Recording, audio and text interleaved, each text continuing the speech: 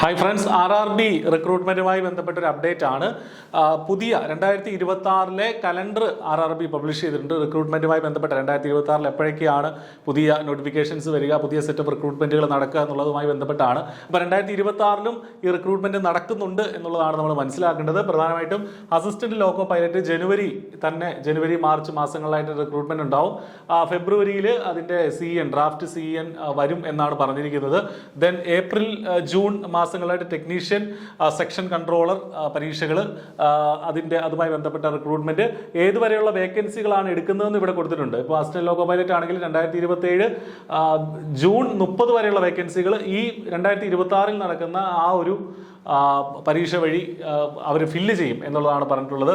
ടെക്നീഷ്യന്, section controller, അതുപോലെ തന്നെ RRB JE, deport material superintendent, chemical and metallurgical assistant CMA ഉൾപ്പെടെയുള്ള notifications അതുമായി ബന്ധപ്പെട്ട ആ ഒരു കലണ്ടർ എന്ന് പറയുന്നത് ജൂലൈ ഓഗസ്റ്റ് സെപ്റ്റംബർ മാസങ്ങളിലായിട്ടാണ് വരുന്നത്. 2027 സെപ്റ്റംബർ വരെയുള്ള വേക്കൻസികളാണ് അതിന് പരിഗണിക്കുക എന്നുള്ളത് പറഞ്ഞിട്ടുണ്ട്. ദെൻ നോൺ ടെക്നിക്കൽ NTPCയുടെ നോട്ടിഫിക്കേഷൻ ആ ഒരു സമയത്തേക്ക് ഉണ്ടാവും.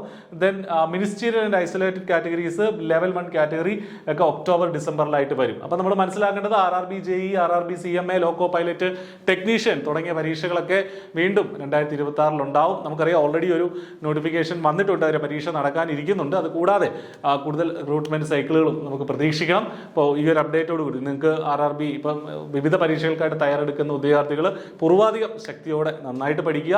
റിക്രൂട്ട്മെന്റുകൾ വരുന്നു, നോട്ടിഫിക്കേഷൻസ് വരുന്നു, നിങ്ങൾക്ക് ഒരുപാട് നിയമനം കിട്ടാനുള്ള ചാൻസ് ഉണ്ട്. മറ്റൊരു വീഡിയോയിൽ വീണ്ടും കാണാം. Thank you.